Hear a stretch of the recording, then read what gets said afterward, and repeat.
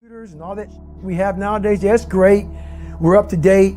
But your brain is the only thing you have when you're going through depression, when you're going through hard times, when you're going through death, real life. You can't Google that, man.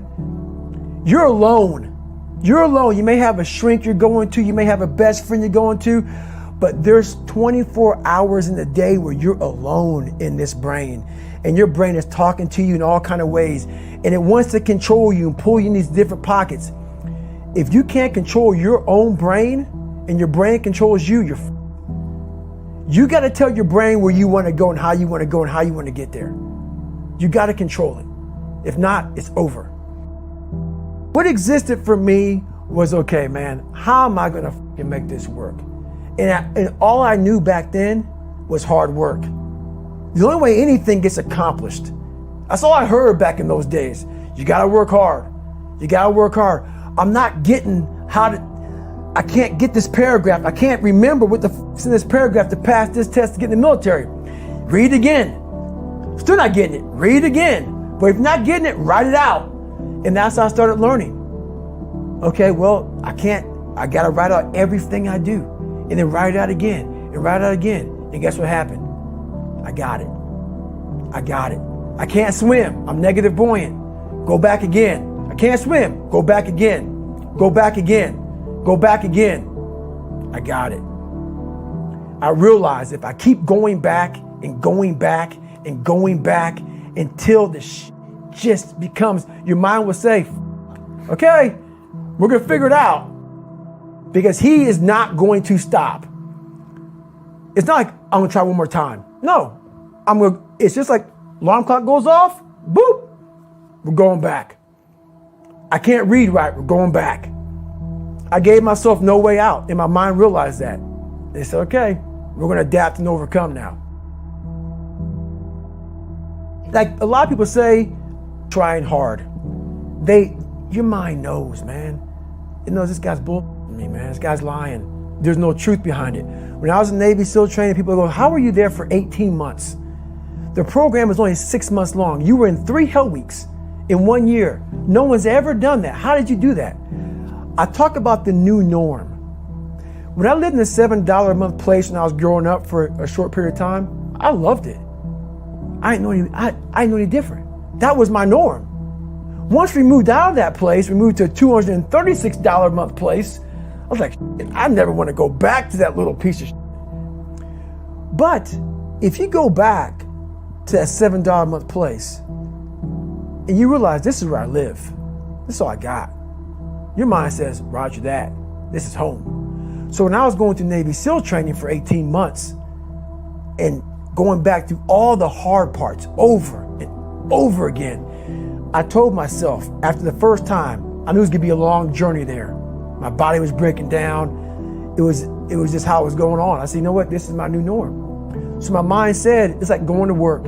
Like you go to work, you put your suit and tie on. I go into suffering every day. Every day, suffering, being broken, duct taping my feet up, stress fractures, shin splints, being broken. This is my new norm. And your mind says, if we're not broken, this ain't normal. We gotta be broken. So then your mind starts to get tougher and tougher and more callous. People go, how did you run on broken feet? Broken shins. My mind knew this is how we operate. We're in Navy SEAL training. This is what we are. I became hell. And that became my new norm. I gave myself no way out. There was nothing outside these walls of hell. Nothing. I love God, but for a short period of time, I became the devil, because that was hell. I became the boss, the owner, the CEO of Navy SEAL training. That was my mindset. And that's how you get through things. You immerse yourself in wherever it is, and you become that. You become that and give yourself no way out. When I was 297 pounds and I was fat as hell trying to be a Navy SEAL, the scariest thing in the world to me, even to this day, was that could have been the rest of my life. I thought then I was trying hard. That's the scariest thing in the world.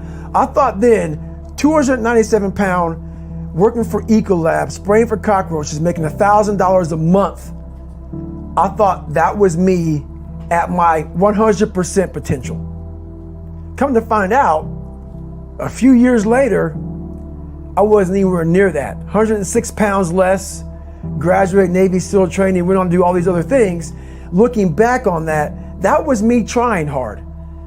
That's why people gotta understand, what is in us, we have no idea until we start trying hard. And I mean really trying hard, where you're obsessed with, hey, this is my new norm. My new norm is that, wow, this isn't always fun. It's not always meant to be fun.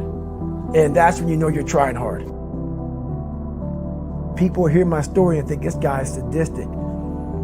I realized how the brain works. I figured out how the brain works. I'm a scared kid, and that's what gives me so much power. I had no foundation, and I built this off of just researching the mind. The feeling you get is basically invincibility. You realize that you can't do it all the time.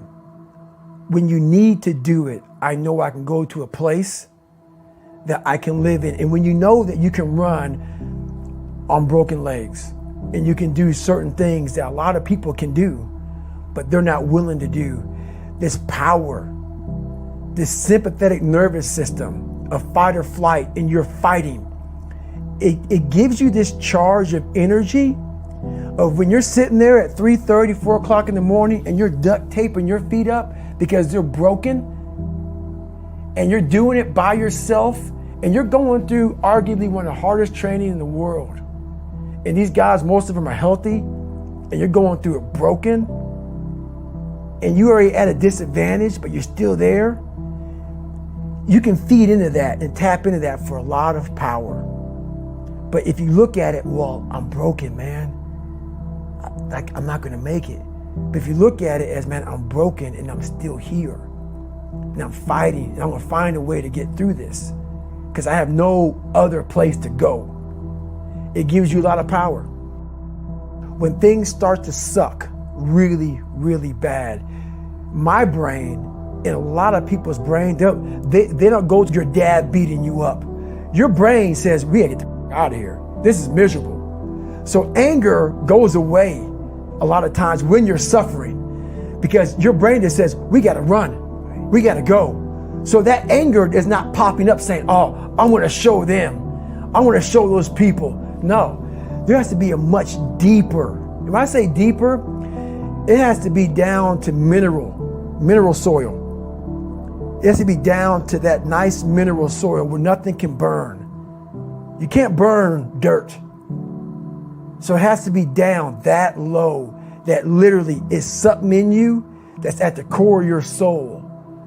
But you don't find it unless you spend a lot of time with what you want to be in life. I can't give that to you. Right. You can't give it to somebody.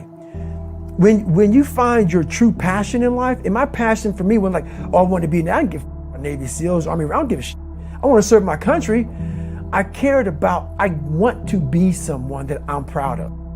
I want to look at myself in the mirror because I was so disappointed. That accountability mirror I talk about, I was so disappointed in what I saw every day.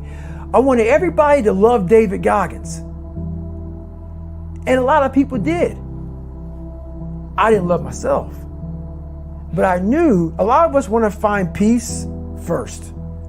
So people say, man, you always talk about this suffering and pain and I'm at peace right now because I went through that. Right? You don't find peace first. If you do, Merry Christmas. More power to you. More power to you. I found peace on the opposite end of finding myself. And no one really finds themselves without going through trials, tribulations, suffering, accountability. And accountability is suffering. Being accountable.